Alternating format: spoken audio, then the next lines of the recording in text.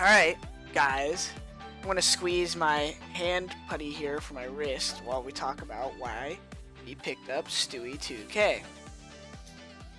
So, as you guys all know, Sean Gare stepped down, which left us with a gap in our leadership. I obviously probably was the most experienced player on the team, but Sean was he had been a strat caller for what 6, 7 years.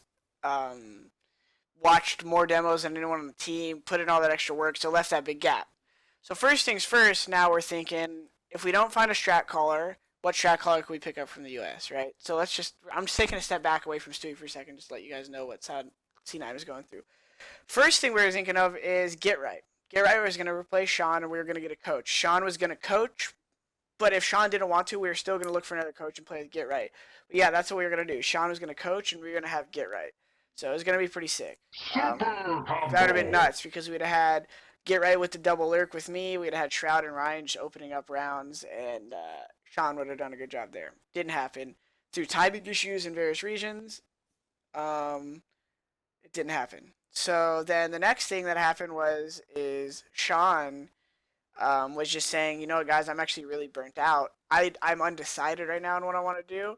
But he's like, I don't want to keep going with the current situation of the team. He didn't feel like, I don't need to give all his personal reasons away, but he basically just didn't feel, I think, reciprocated because he was putting in so much work as a strat caller. I think he just needed a break and to figure out what he wanted to do with his life. And he's also in a pretty serious relationship and stuff. And he's getting older, and I'm sure he just felt like a pressure to take a step back and decide how he wanted to move forward. He's got his degree in medicinal biochemistry and things like that. So then we're like, all right, well, Sean doesn't want to coach. Shit, like, I guess I could IGL for little. So if you guys remember at the end of November, mid-November, I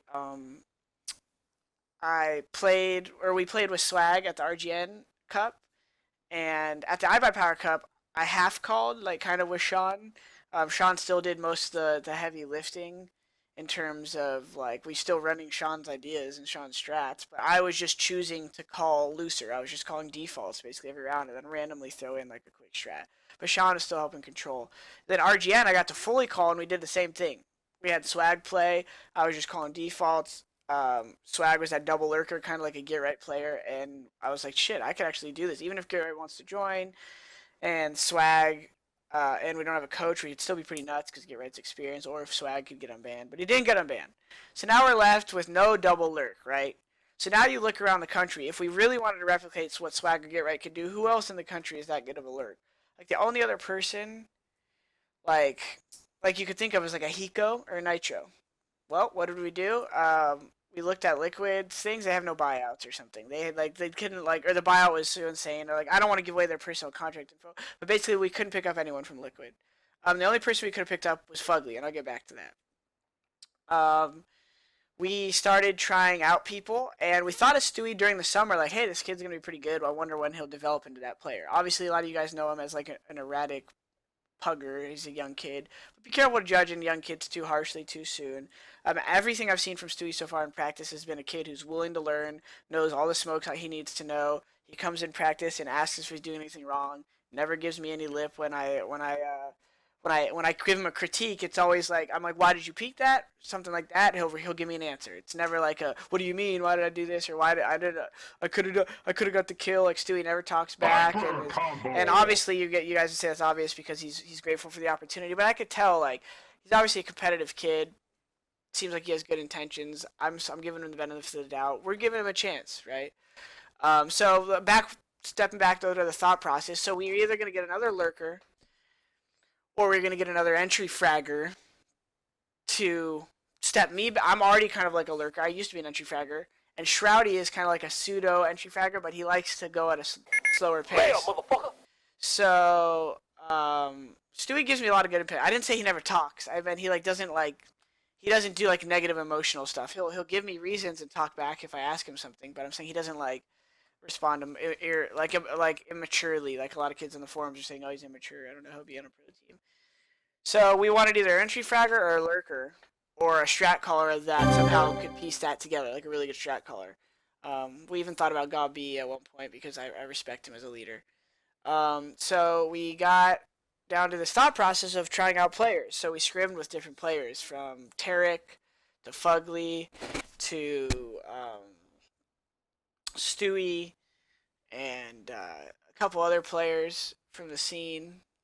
I think we even scrimmed with some like RYX and some other players. And a lot of these players, what I noticed among all of them is they're not bad. Like all of them had skill sets, but not all of them were like defined, or they were a little rough around the edges or something.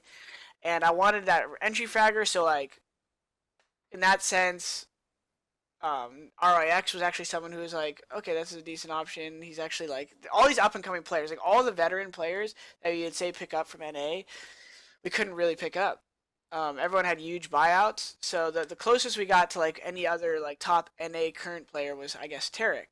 But then, as you guys know, it was just one of those things where we were trying to see if the situation fit between orgs, and the legal side of it kind of got in the way. And then we're like, okay, well, we finally came back to our thought process. Like, Stewie's kind of an aggressive entry fragger, but he also is one of those kids who knows every nade throw, knows how to smoke a lot of things, and he's also like a hybrid support. So we could still, on certain maps, kind of do the envious thing. They got Apex and KETO, who are like headman.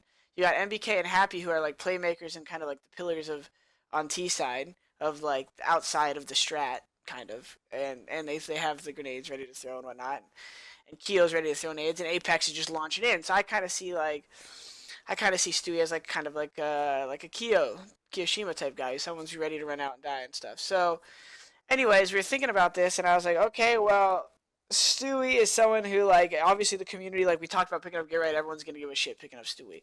Well, the thing is like the one problem with the NA scene is their talent's so spread thin. Like we have 8 teams in North America, whereas all the other countries have like Fnatic and NIP in Sweden, Virtus Pro, and maybe one other team in Poland. Uh, Astralis and Dignitas in Denmark. And obviously it's because of the population size. But what that does is it creates a lot of cliques in North America. So now you're looking, and it's not egos. Everyone's like, this is just a North American problem. No, if Sweden was our size too, it'd be the same fucking thing. I've hung out with all the European CS players. They do have better teamwork, but everyone always says like all these NA issues are just NA issues. A lot of them are fucking just human issues. It's not just NA issues. So we had a problem finding that there's old players that would fit the bill. So we looked around and said, Stewie's someone who's unproven, inexperienced, but he's got these qualities. So what we did is we said, listen, we're going to give him a trial contract, take the pressure off him, tell him no, this is your trial.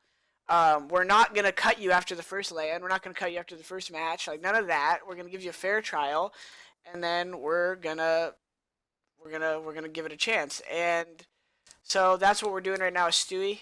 Um, in terms of the NA issues, that's why I want to move into Team House, just to like Team Houses can be bad. Stewie's not moving in right away. Team House can be bad if it like I don't know, people don't like living with each other, I guess, or something. We're gonna give it a chance, and it's gonna make it easier for me as an IGL to like dive into it and get feedback from people because I'm still learning a lot. Like I know a shit ton about strategy, but it's one thing to be an analyst and an observer versus making decisions for your team in the moment and playing well. And so I kind of got to change some of my habits as a person and as a player in terms of just like waking up early, watching demos, like trying to be more decisive with things that I say in scrimmages, even if it might not be the right call right then. I got to just try to follow my gut the best I can and bring that stable environment.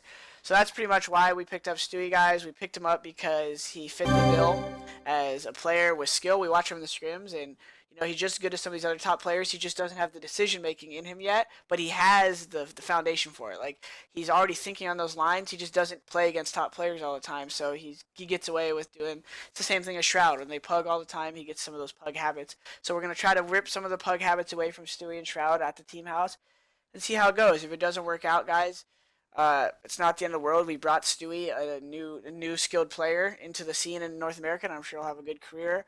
Um, I'm putting the pressure on myself to make us perform at these next couple lands, and we are going to be looking for a coach.